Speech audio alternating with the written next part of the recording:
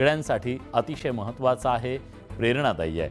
त्यामुळे न्यूज 18 लोकमतच्या वतीनं आपल्या सगळ्यांचे मनापासून आभार। यानंतर आपण जाणून घेऊया बातम्यांचा आढावा, पण सुरुवातीला हेडलाईन्स।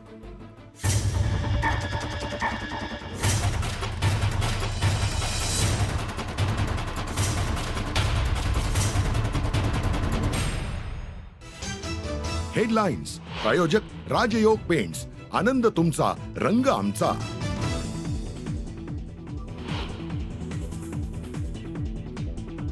पोलीस संशयित व्यक्तीला घेऊन सैफच्या घरी निघाले। आरोपीची ओळख पटवण्यासाठी घरी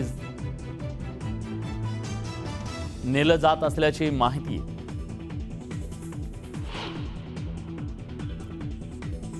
सैफ अली खानवर हल्ला करणाऱ्याचा नवा व्हिडिओ समोर। इमारतीत जाताना आरोपी सीसीटीव्ही कॅमेऱ्यात कैद।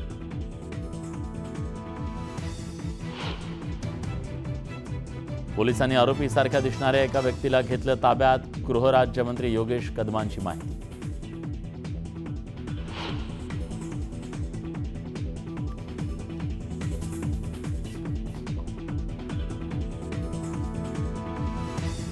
सैफच्या पाठीत अडकलेल्या चाकूच्या तुकड्याचा फोटो समोर। ऑपरेशनच्या माध्यमातून चाकूचा तुकडा काढला। सुदैवानं थोडक्यात बचावला सैफ अली खान।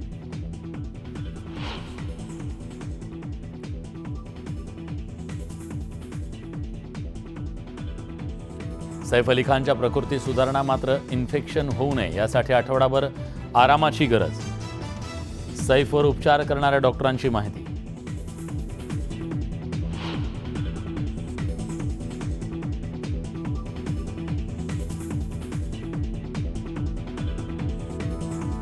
सैफ अली खानवरच्या हल्ल्याप्रकरणी एका संशयिताला पोलिसांनी घेतलं ताब्यात। वांद्रे पोलीस स्टेशनमध्ये संशयिताची कसून चौकशी।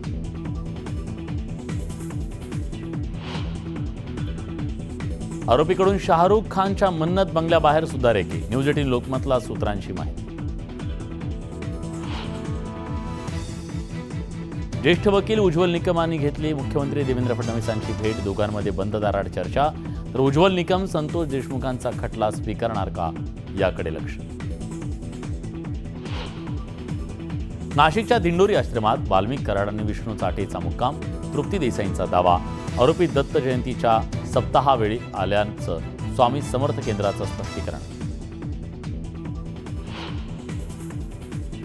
संतोष देशमुख हत्या प्रकरणात 9 जणांवर मकोका। सीआयडीनं दाखवला सुदर्शन गुलेला, गँगचा प्रमुख वाल्मिक कराड सदस्य।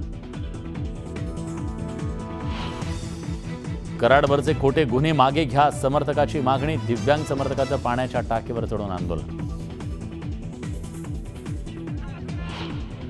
पुणे नाशिक महामार्गावर एसटी आणि टेम्पोची जोरदार धडक। भीषण अपघातात 9 जणांचा मृत्यू। मृतांच्या वारसांना 5 लाखांची मदत जाहीर।